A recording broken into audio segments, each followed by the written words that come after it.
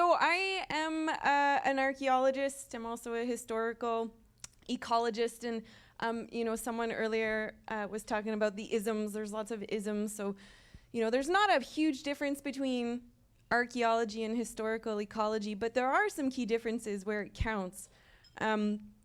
Archaeologists tend to, go out in people's territories and look for things like culturally modified trees or stone tools. And if there aren't any of those things, they kind of say, okay, a development can go in, right? This is the Heritage Assessment or Heritage Conservation Act. This is the ethos. It's that material stuff that's archaeology. Historical ecology is this much more expansive view of the lived landscape that really combines the kind of ecosystem processes as well as the cultural practices that together make up a cultural landscape. And that's kind of what we're going to talk about today, because archaeology is really badly implicated in a lot of the stuff that we're talking about today. So 90% of archaeology in BC is done in what's called cultural resource management. This is CRM. It's a for-profit industry. It's probably, in hundreds of $1 million in funds for practitioners across Canada. So it's a really big industry. And it's mandated and enforced at the provincial level. So in BC, that's under the Heritage Conservation Act. And really the purpose of archaeology, despite what it might sound like, it's actually to facilitate development. So if you want to build a strip mall, if you want to build a pipeline, you have to go in and do your environmental assessment, and then you also have to do your heritage assessment. And in those scenarios, there's always two outcomes. If an archaeologist says, oh, there's heritage here, right? There's a village. There's cultural depressions here. There's culturally modified trees. They can either avoid it, which is reroute the pipeline, move around it, right? Or mitigate it. And mitigation's a funny thing. There's this agreement that we decide that archaeologists are going to dig that thing up, or they're going to, plow through it, and in exchange, you'll get a report about the site that we just destroyed. That's the mitigation. One of the really interesting things about archaeology in northern BC is that it's pretty rare. So just as a comparison, we have the lower Stave Lake here, and just note the scale. So within a kilometer area of the lower Stave Lake, there's over 150 archaeological sites, but in the whole of the upper Skeena, there's only 6. Why is that? It's not because there weren't people there. For one, there's just been a lot more development, right? So there's a lot more archaeologists that go in there. But there's also just a lot more oversight in the south, in these urban areas, compared to in the north. And we saw that, and I bring that up because Coastal GasLink has, over the course of construction, and really beginning in the early days, because archaeologists are some of the first folks that go in there, right? Before construction, archaeologists are in there first. They've destroyed over a dozen sites. Not just, that's not even counting outside of Wet'suwet'en country, but just in Dark House territory and in Ludispin, dozens of sites have been destroyed. And they do that with something called a SAP, which Molly is very familiar with now. That's a site alteration permit, right? The archaeologists are going to decide what is and isn't heritage worth protecting. 99% of archaeologists in BC are white, and they're deciding what is and isn't heritage worth protecting. That's a law under the Heritage Conservation Act. Now, there is a kind of mandate to consult. And interestingly, because we live in a petro state, for any other development, companies have 30 days where they get to, knock on the door and say, hey, we're going to go in. But if it's an oil and gas permit under the OGC, that's reduced to 10 days. So for the last year, we've been working with Huwilp in the Upper Skeena. We, the royal we, should have said this is Shannon and Jen and Kenny and Brett and tons of other folks. Basically trying to recharacterize how we think of heritage and how to protect heritage in advance. Like we've talked about all day, there's been a lot of lessons learned, right? And as pipelines continue to be proposed in Gitxsan Simgiigyet, there's kind of a preemptive heritage assessment type thing that we're doing. But it's a lot more all-encompassing, right? We're trying to characterize, map, inventory, what we're calling these cultural and ecological health assets. And these are what Gwininitxw has defined in their territory, or what Maluluk has defined in their territory. It's not the Heritage Act that defines this, or the archaeologists. The archaeologists aren't defining these things. And so over the last year, we've been working in the Upper Skeena, trying to get a hold of some of these baseline conditions, right? Looking at not just the culturally modified trees, but also fish habitat and barriers, impacts from previous industry, right? These cumulative impacts. Looking at natural history, or natural fire history progression in the territories. Looking at cultural burning areas. We can do this, it's very easy. You know, it doesn't cost a lot of money. If you're working with the right people who know the land, the Simgiigyet, they know. It's really easy to find these places, to characterize them and to protect them. And we're using some really cool stuff. I always just love, we flew some Lidar in the territory, and this is, you know, we're able to use a lot of the tools that industry has, but flipping it against them. And so using Lidar, this is just a portion of the Simgiigyet River, and you can see on this one bench, those are all pit houses up there, so we can actually characterize huge amounts of the landscape. It's not a lot of work. I mean, it is, but it doesn't have to cost the millions and millions of dollars that proponents are paying the archaeologists to effectively destroy sites. And as I said, we can do this because we're working with folks like Yvonne. She knows where these sites are in the territory.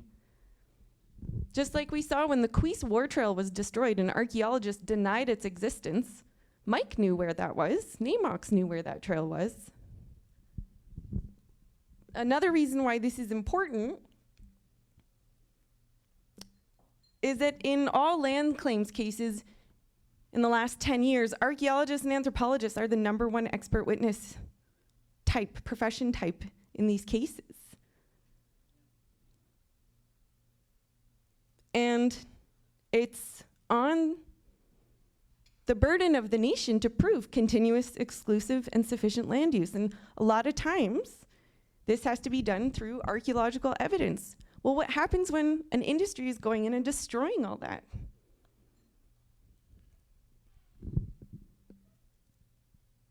It's actually, you know, I was sitting at the closing statements for the Nuchatlit decision that Marley was talking about earlier this morning. And it was just like 2 settler anthropologists arguing over whether or not the Nuchatlit were hunter-gatherers. That was the level of like intellectual debate in this court, in this BC Supreme Court. They don't know anything, man. We don't know anything.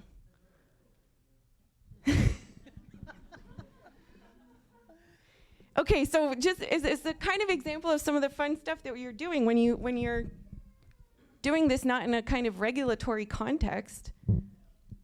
What we're finding is land use everywhere, right? Everywhere, and everything's a site. You can call anything a site. The Heritage Conservation Act is a couple decades old. It means nothing. The House group can decide what is and isn't heritage worth protecting. It could be anywhere there's hazelnut. That could be a site.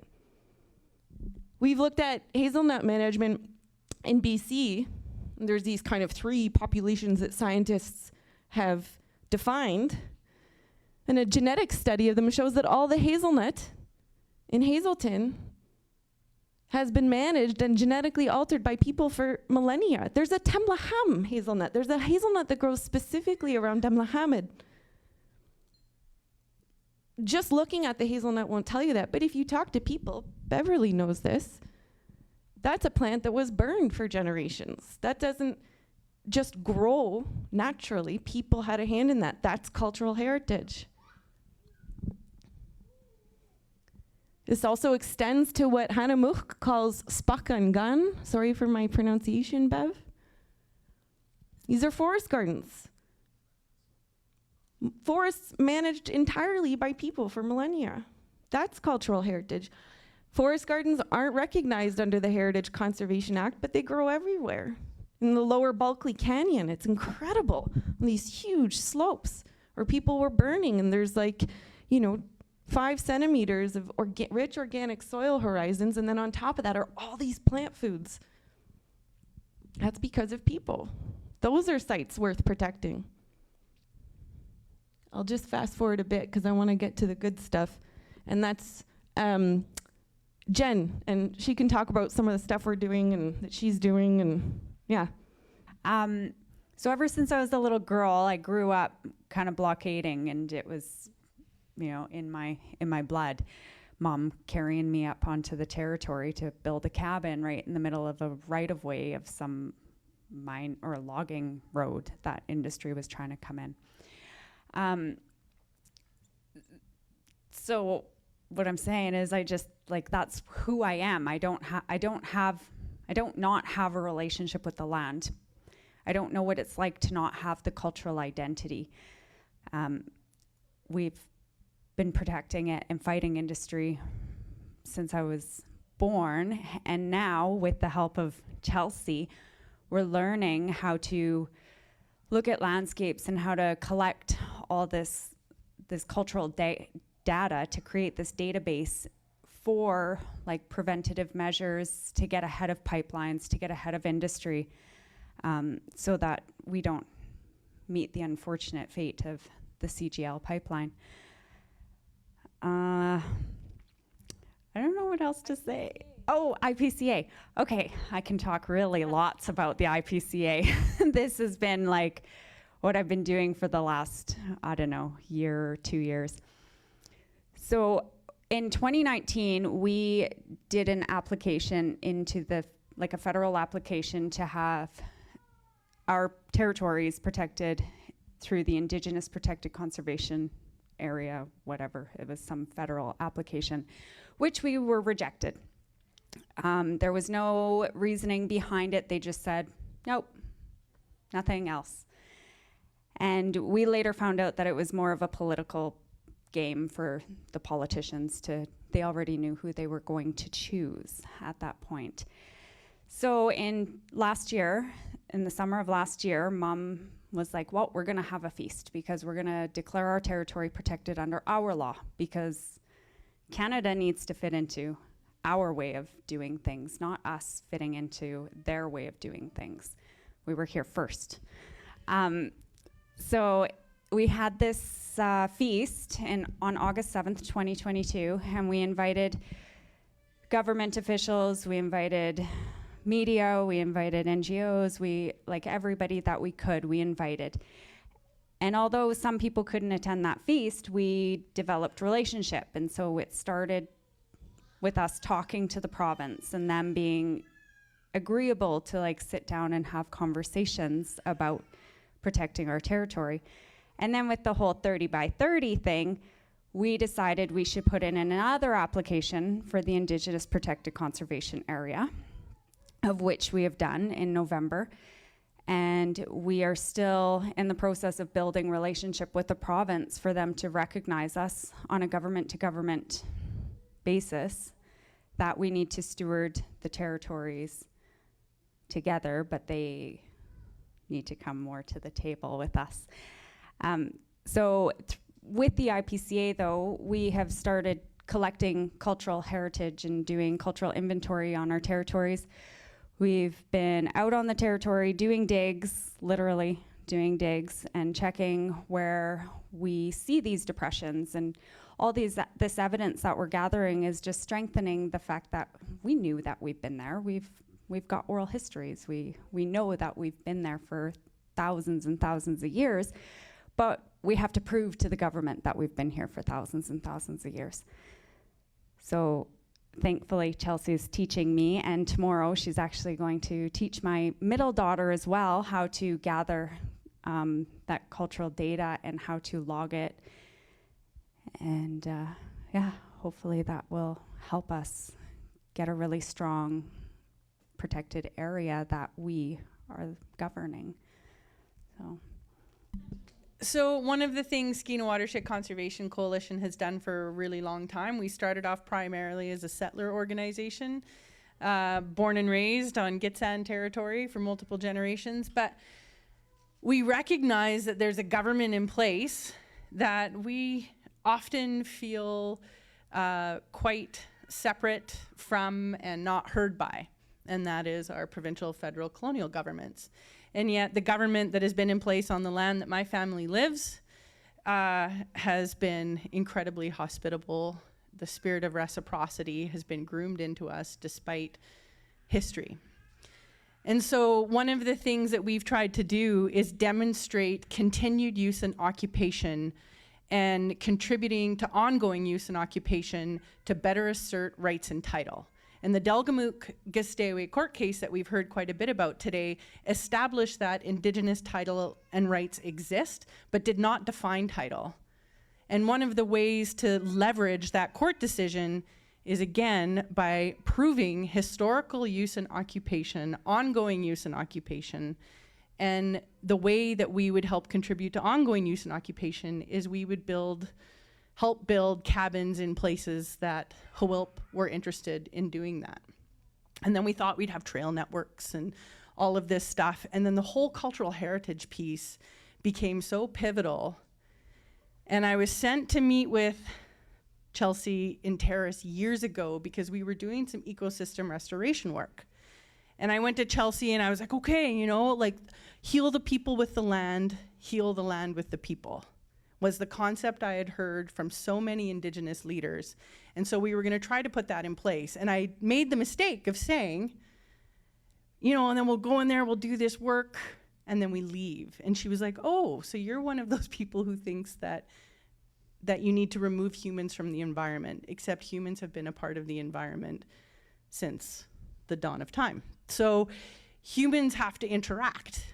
And when you look around you, the land is the way it is because that is how it has been stewarded, positive or negative. When you look at the town of Smithers, or you look at Stekjoden, or you look at the Wet'suwet'en, places are the way they are because that's how they've been stewarded. And sometimes that works really well, and sometimes it doesn't because of who is in power or who's making the decision. And then seeing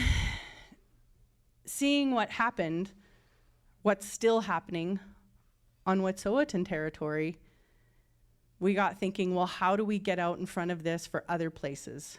So the point of showing you this work today is so that all of us in this room have the knowledge of how important it is to get ahead of industry and get this work done ahead of time. We are using colonial law to show them whose law is actually here first, using their regulatory regime and demonstrating the fact that they are destroying ancient village sites. P2 camp on the Coastal GasLink pipeline is built on an ancient village site. A man camp is there right now. And so, unfortunately, like Namak said earlier, Coastal GasLink is the template for how pipelines will be developed in British Columbia, if not Canada. We want to change that pattern, which is why we're trying to get out in as many places as we can to do this research. And like Chelsea pointed out with the Lidar, we got more data flying that Lidar, I think, in the last 3 trips that have happened in the Upper Skeena, more data in those 3 trips than the last 150 years of data combined. So working with people, expertise like Chelsea, who is changing the way archaeology happens, is really critical because she is basing it on the knowledge and direction of the Huwilp instead of just the Heritage Conservation Act, who, by the way, ignores Indigenous submissions like they did with Coastal GasLink. When you point out that these things exist, they can choose to ignore it, and they did. when you file that ahead of time and it's registered, they cannot. Or at least that's the hypothesis. The other thing I wanted to bring in was what Malie said earlier about bringing in the youth. And the youth under the leadership of the elders, and he used a word called Gwelx Ye'enst. And he talked about science and all these different ways we need to educate youth to do this work. So we started doing these field schools because Chelsea has taught many of us now how to look and find these things, how to look for vegetation, how to look for depression in the earth as fish pits, deadfall traps, blazes in trees, arborglyphs, petroglyphs, middens, flakes of obsidian, all of these different things that now with, 3 days of training, we've got a crew now that has a pretty good eye for that stuff. They know how to take good field notes. They have the app on how to download and upload all that data. They can go out in the bush and have a look for these things. And then when you bring in something like Lidar, for example, in this one case in the Upper Skeena, my dog is named after this tributary that comes in. It's one of my favorite places on the river. And we've never, ever thought to look for cultural heritage there because the village site underneath it that the Lidar revealed is so old that there is no evidence that it existed above ground. And yet it's one of the largest village sites we've ever found. Tons of pit houses, fish pits. This stuff exists. In Europe, if you find this stuff, it's a major archaeological discovery. And here, it's the stories that we've heard from people for so long that governments and industry want to deny. So when we come back to Malie's words about training youth up under the guidance of the elders with that word Gwelx Ye'enst, I would like Jen, because I don't need to white-splain a very ancient law, so I would like Jen to define what Gwelx Ye'enst is. And it's the basis of the way in which we approach our work.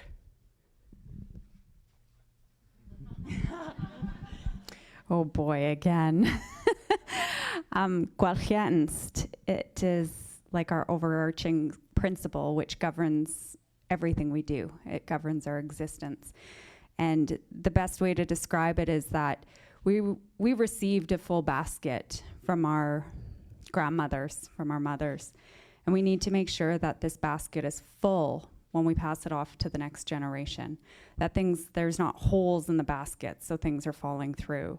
And if anything, we are adding to the basket to make sure that the next 7 generations that we're always thinking about have fish to eat, they have moose to eat, they have, all that beautiful vegetation out there. Chelsea, oh my gosh, I really wanted to say that. I realized after I stopped talking, was that Chelsea taught me about, you're not just looking for things, you're also looking at the plants. So the way that the plants are in an area tells you whether there was people there and whether they were, essentially farming all these plants and medicines and berries and things like that. So we look beyond just things. The vegetation has says a lot about who was there and what was being done there. So I'm really happy that she taught me all of this, and I'm really looking forward to my next couple of days of field school with my daughter and teaching our youth how to gather all of this so that, maybe our hope is that our children aren't gonna have to fight government and industry to protect what's rightfully theirs. They shouldn't have to be on a blockade. I remember almost getting bulldozed in a teepee as I was chained up in a teepee trying to stop, people from doing horrible things, and I almost got bulldozed at the age of 16, and I don't want my children to have to do that. So hopefully with some education and getting ahead of the train, we will be successful. That's the hope. You want that back? Sure. Okay, so as a farmer, a person who grew up doing the tractor, till the field, raise the cattle, milk the cow, you gain a lot of knowledge about land and how it works and what works and what doesn't. And if anybody grows vegetables, you don't plant onions with peas. But I doubt any of you in this room can describe the molecular biological reason about why you shouldn't do that. but you understand the outcome and you understand the importance. And if you don't, you learn really quick through trial and error. So in 6 generations of farming in the Kispiox Valley, we've learned a ton about how to work and live with land. Imagine that 1,000-fold. And the kind of knowledge that Indigenous people have stewarded and passed on through Gwelx Ye'enst for thousands and thousands of years.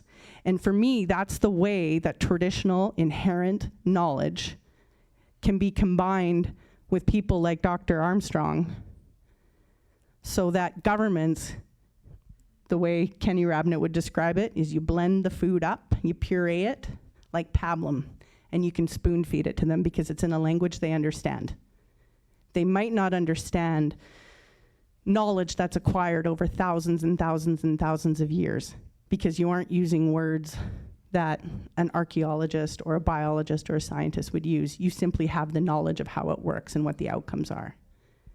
Maybe you can't talk about how mycelium facilitates the transfer of nutrients between trees and shrubs, but you know when you plant birch, you don't plant it alone.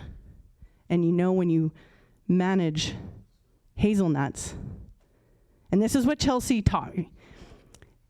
The Demlahamid hazelnuts at the haplogroup level means the only way they can get there, like she said, is with human intervention that was very specific and very strategic. So that taught me that my family may have been farming here for 6 generations and acquired a lot of knowledge. It's a drop in the bucket to the knowledge that exists in this place. And Chelsea is helping create ways in which that knowledge can come forward and be presented at legal tables, in court cases. And that's something I hope people can go home with here today, is learning the importance of getting ahead of industry. And we had to learn some really, really hard ways to figure out that that's what we need to do.